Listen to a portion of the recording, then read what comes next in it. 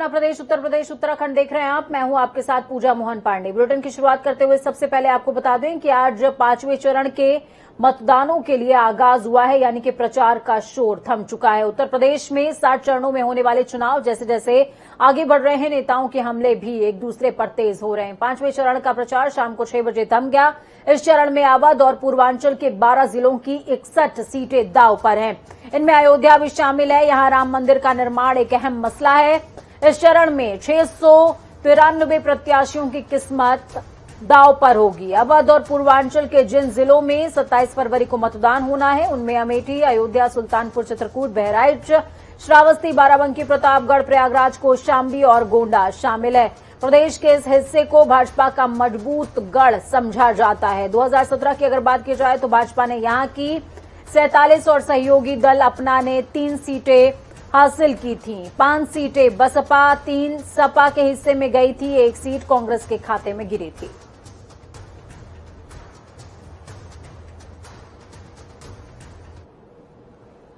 तो वहीं उत्तर प्रदेश के विधानसभा चुनाव 2022 में 5वें चरण के मतदान वाले क्षेत्रों में प्रचार के अंतिम दिन भाजपा के स्टार प्रचारक अमित शाह ने संगम नगरी प्रयागराज में जनता को धर्म और जाति के आधार पर राजनीति करने वालों से सचेत रहने को कहा है।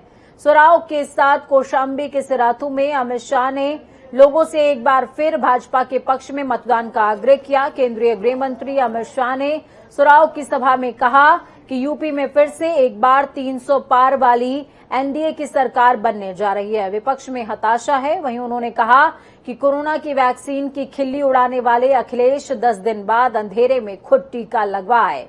ये तो अच्छा है कि आप लोग अखिलेश की बात नहीं सुनते, वरना तीसरी लहर में कोई बचता क्या। तीसरी लहर इसलिए काम नहीं कर पाई क्योंकि मोदी जी की सरकार ने देश की जनता को कोरोना का मुफ्त टीका मुहैया कराया। अमित शाह ने कहा, भाजपा का विरोध करने वालों की आंख पर एक चश्मा लगा है, उसमें 2 ग्लास है। अखिलेश के चश्मे के 1 ग्लास से एक ही जाति दिखाई देती है, जिसमें आप और हम नहीं हैं। एनडीए की 4 चरण के चुनाव हो गए हैं। 4 चरण के चुनाव में गाजियाबाद से लेकर यहां सोराव तक, काशी से लेकर बरेली तक और लखनऊ से लेकर गोरख तक पूरे उत्तर प्रदेश में मेरा दौरा हुआ। 4 चरण के चुनाव में उत्तर प्रदेश की जनता ने क्या मैंडेट दिया है, वो सुनना है क्या? अरे जोर से बोलो, सुनना है क्या? बता दूं मैं आपको, 4 चरण में सपा बसपा का सुपड़ा साफ हो गया। भाई बताओ, आप सभी लोगों ने टीका लगाया है क्या? किसी ने हाथ ऊपर करो, किस किस का टीका लगा है? सबका लगा है ना?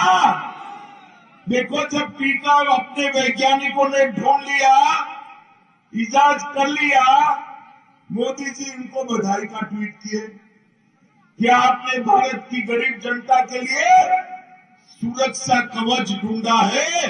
मैं सभी वैज्ञानिकों को प्रणाम करता हूं। ये मोदी जी का स्टैंड था। अखिलेश बाबू का स्टैंड क्या था? उन्होंने एक ट्वीट किया कि ये तो मोदी टीका है, मत लगाइए, तकलीफ हो जाएगी। चलो भाई, उनकी समझ है, मगर 10 दिन के बाद अंधेरे में जाकर वो खुद टीका लगाए। भारतीय जनता पार्टी का विरोध कर रहे हैं। उनकी आंख पर एक ऐनक लगा है, चश्मा लगा है, उसमें 2 ग्लास है। अखिलेश जी के चश्मे के 1 ग्लास से सिर्फ एक जाति दिखाई पड़ती है, एक ही जाति, जिसमें आप और मैं तो है नहीं। और दूसरे ग्लास से दूसरा धर्म दिखाई पड़ता है, जिसमें आप और मैं है नहीं। भैया बताओ, अगर उनकी सरकार बनी तो आपका भला होगा क्या? माताओं, भाइयों, बहनों, 70 साल तक के सपा बसपा कांग्रेस ने शासन किया, मगर गरीब के घर में शौचालय नहीं था। बहनें, बेटियां, माताएं हर एक सुबह पानी धोती थी। भारतीय जनता पार्टी की सरकार बनी और योगी आदित्यनाथ जी ने 2,61,00,000 घरों में शौचालय बनाकर माताओं को सम्मानित करने का काम किया। 1,41,00,000 घरों में 1,41,00,000 गरीबों के घरों में बिजली पहुंचाकर घर का अंधियारा दूर करने का काम नरेंद्र मोदी की सरकार ने किया। उत्तर प्रदेश में हो रहे विधानसभा चुनाव 2022 के अंतिम 4 चरणों के परिणाम 10 मार्च को सामने आ जाएंगे, लेकिन सभी विपक्षी नेताओं ने 11 मार्च को यूपी से बाहर जाने के लिए टिकट बुक कर लिया है। ये कटाक्ष किया गया प्रदेश के मुख्यमंत्री योगी आदित्यनाथ की तरफ से। सुल्तानपुर में जनसभा को संबोधित करते हुए सीएम योगी ने समाजवादी पार्टी और बहुजन समाज पार्टी पर जमकर निशाना साधा। सीएम ने कहा कि बसपा के हाथी का पेट इतना बड़ा है कि पूरे राज्य का राशन ही खा गया।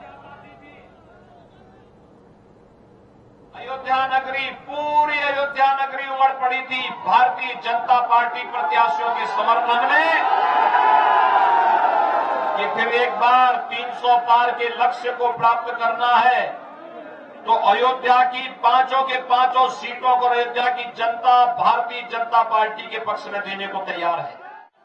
जो लोग पहले राम भक्तों पर गोली चलाते थे और अपनी जेब में तमंचा लेकर के राम भक्तों पर गोली चलाते थे, अब वे भी बजरंगबली की गदा लेकर के घूम रहे हैं। और भाइयों बहनों, आप देखना, इस चुनाव में जब वे बुरी तरह परास्त होंगे तो अगली बार वे अयोध्या में कार सेवा करते हुए दिखाई देंगे। आप भी चाहते हैं ना इन लोगों को एक कार सेवा में आए। समाजवादी पार्टी की सरकार में सपा के गुंडे सारा राशन हड़प जाते थे। बहुजन समाजवादी पार्टी की सरकार में बहुजन समाजवादी पार्टी बहन जी के हाथी का पेट इतना बड़ा है कि पूरे प्रदेश का राशन ही उसमें समा जाता था। विकास का जो कार्य आज हो रहा है, यही कार्य का पैसा पहले सपा के इत्र वाले मित्र के घर चला जाता था। न विकास होता था, न गरीबों का मकान बनता था, न गरीब के घर में शौचालय बनता था, न गरीब को फ्री में राशन मिलता था। और परिणाम क्या था? प्रदेश में अराजकता थी, भूख से मौतें होती थी, किसान आत्महत्या करता था। तो वहीं यूपी में 5वें चरण के रण में सभी राजनीतिक दलों ने अपनी पूरी ताकत झोंक रखी है। इसी क्रम में आज बहराइच में सपा अध्यक्ष अखिलेश यादव ने एक जनसभा को संबोधित किया। अपनी रैली के संबोधन में अखिलेश ने बीजेपी पर जमकर निशाना साधा। अखिलेश यादव ने कहा कि इनके नेता बहुत झूठ बोलते हैं। अखिलेश ने कहा कि बाबा जी गर्मी निकालने की बात करते हैं, लेकिन इस बार यूपी की जनता इनका भाप निकाल देगी। बताओ, उत्तर प्रदेश से सांड को हटाओगे कि नहीं हटाओगे? हम आपको भरोसा दिलाकर जा रहे नौजवान साथियों, ये जो सरकार में बैठे लोग कह रहे गर्मी निकाल देंगे, समय समय पे कहते हैं गर्मी निकाल देंगे, लेकिन आज मैं ये जो जन समर्थन देख रहा हूं, जब ये साइकिल की बटन दबेगी तो इनकी भाप निकल जाएगी, इन्हें कोई पूछने वाला नहीं है। बताओ, भाप निकाल दोगे कि नहीं निकाल दोगे? साइकिल की बटन दबा के भाप निकालोगे कि नहीं? और मैं नौजवानों से कह के जा रहा हूं, समाजवादी सरकार बनेगी तो फौज में नौकरी और पुलिस में नौकरी भर्ती निकाल करके आपको आगे बढ़ाने का काम करेंगे। इधर मैं देख रहा हूं कि सरकार ने बिजली महंगी कर दी है और लगातार बिजली के बिल आ रहे हैं। कई गरीब किसान नहीं दे पा रहे तो उनके ऊपर कार्रवाई हो रही पुलिस वाली। परेशानी में लोग, इसलिए समाजवादी पार्टी ने तय किया है कि आने वाले समय में जब सरकार बनेगी तो हमारे सभी लोगों की 300 यूनिट फ्री बिजली होगी, कोई बिल आपको नहीं देना पड़ेगा। हमने देखा कई जगह पर जहां पर दाह संस्कार हो रहे थे, ये सरकार लकड़ी नहीं दे पाई, उन बेचारों को अपनी लाशें ऐसे ही गंगा नदी में बहाना पड़ गया। वो तस्वीरें भी याद होंगी आपको कि किस तरीके से मां गंगा के अंदर लाशें बह रही थी हजारों, लेकिन इस सरकार ने कोई मदद नहीं की। इस सरकार ने जब जनता को सबसे ज्यादा जरूरत थी, तब इस सरकार ने अनाथ जनता को छोड़ने का काम किया। फोन मिलाए वो पुलिस उनकी मदद करने के लिए पहुंच जाए और इस थाने में न जाना पड़े, क्योंकि जब थाने में जाते हैं तो कई बार उनसे वसूली हो जाती थी। इसलिए परेशानी में ना आए हमारा गरीब, थाने की तरफ न भागे, इसलिए 100 नंबर बनाया था और फोन मिलाने पर पुलिस आपके गांव पहुंच जाती थी। जब से बाबा मुख्यमंत्री ने 100 नंबर को 112 किया, पुलिस को भी कबाड़ा कर दिया। बताओ कबाड़ा हो गई कि नहीं हो गई? तो वहीं आपको बता दें कि चुनाव प्रचार के आखिरी दिन आज राहुल गांधी और प्रियंका गांधी कांग्रेस के गढ़ अमेठी के जगदीशपुर में पहुंचे। इस दौरान प्रियंका और राहुल ने विपक्षी पार्टियों पर जमकर निशाना साधा। प्रियंका गांधी ने कहा कि बीजेपी, सपा और बसपा जानती हैं कि चुनाव में धर्म और जाति की बात करेंगे तो जनता के जज्बात सामने आ जाएंगे और फिर उनसे वोट ले लिया जाएगा। आप खुद जानते हैं ये अमेठी क्षेत्र है, यहाँ आपके सांसद रहे मेरे भैया, इनसे पहले मेरी माता जी, इनसे पहले मेरे पिताजी। बीएचईएल कौन लाया यहाँ? एचईएल कौन लाया? एनटीपीसी कौन लाया? आईटीआई कौन लाया? फुर्सतगंज का हवाई अड्डा कौन लाया? तो क्या 5 सालों में इनकी जिम्मेदारी नहीं थी कि बड़ी बड़ी संस्थाएं लाते, रोड बनाते, बिजली की बिल ठीक कराते, आपकी महंगाई को घटाते, आपके लिए किसानों को राहत दिलवाते? इनकी कोई जिम्मेदारी नहीं थी? है? थी कि नहीं थी? थी ना इनकी जिम्मेदारी, तो क्यों नहीं निभाई? इसके बारे में सोचिए। मैं आपको इस बात का जवाब देती हूँ और आप गंभीरता से मेरी बात सुनिए। गहरी बात है, क्योंकि आपने इनकी आदत डाल दी है कि जब चुनाव आता है तो चाहे समाजवादी पार्टी हो, चाहे बसपा हो, चाहे भाजपा हो, सारे के सारे नेता जान गए हैं, धर्म और जाति की बातें करेंगे, आपके जज्बातों को उभारेंगे और आपके जज्बातों को उभार कर ध्रुवीकरण करके वोट लेके सत्ता में आएंगे। सही बात है कि नहीं? प्रियंका गांधी के अलावा राहुल गांधी ने भी बीजेपी पर जमकर हमला किया। राहुल गांधी ने कहा कि पीएम मोदी ने यूपी में 2 करोड़ रोजगार देने का वादा किया था, लेकिन युवाओं को रोजगार मिला क्या? यूपी में एक भी भर्ती नहीं निकाली गई। यहाँ के लोग पूरे भारत में रोजगार ढूंढने जाते हैं। कि रीढ़ की हड्डी, छोटे बिजनेस वाले, मिडिल साइज बिजनेस वाले, छोटे दुकानदार, किसान, उस रीढ़ की हड्डी को नरेंद्र मोदी और उसके मित्रों ने तोड़ दिया है। मतलब अब आपको जो भी करना है कर लो, उत्तर प्रदेश में जो भी करना है कर लो, मगर आपको इस प्रदेश में, आपके बच्चों को इस प्रदेश में रोजगार नहीं मिल सकता है। पिछले 8 साल पेट्रोल का रेट, डीजल का रेट इंटरनेशनल मार्केट में गिरता जा रहा था, 25 रुपए तक पहुंच गया था, मगर हिंदुस्तान में गौरीगंज में एनडीए के सरकार के समय पेट्रोल का रेट, डीजल का रेट बढ़ता ही जाता है, बढ़ता ही जाता है, बढ़ता ही जाता है।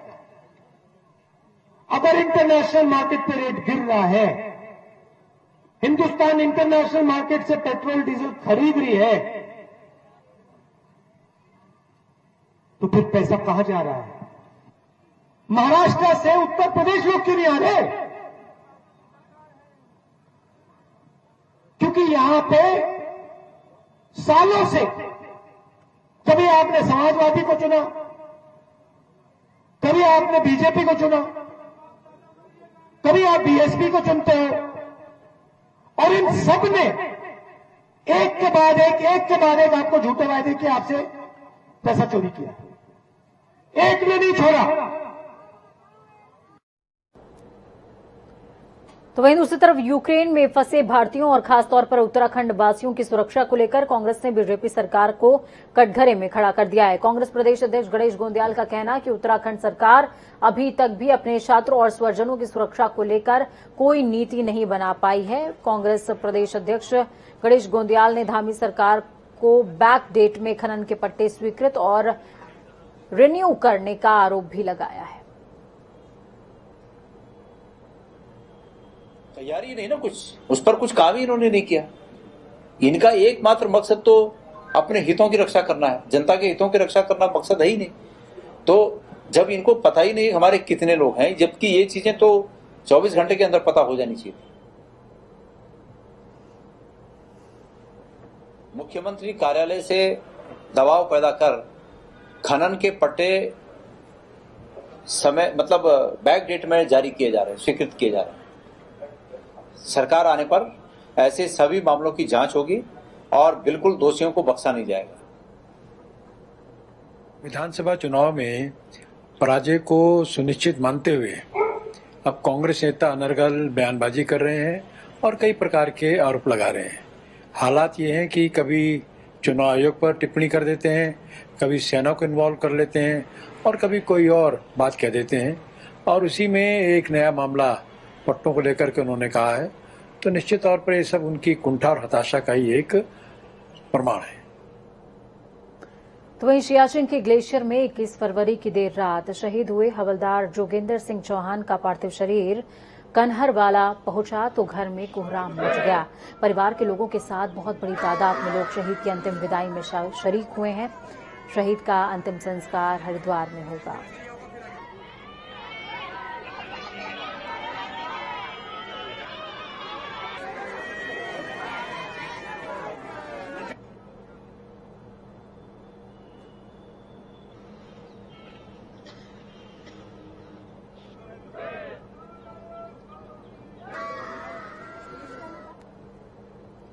ग्यारहवीं ज्योतिर्लिंग भगवान केदारनाथ के कपाट खुलने की तारीख घोषित होने का भक्त बेसब्री से इंतजार कर रहे हैं। 1 मार्च को महाशिवरात्रि पर्व पर बाबा केदारनाथ के शीतकालीन गद्दी स्थल ओंकारेश्वर मंदिर ऊखी मठ में इस तारीख की घोषणा कर दी जाएगी, जिसको लेकर मंदिर समिति ने भी तैयारियां शुरू कर दी हैं।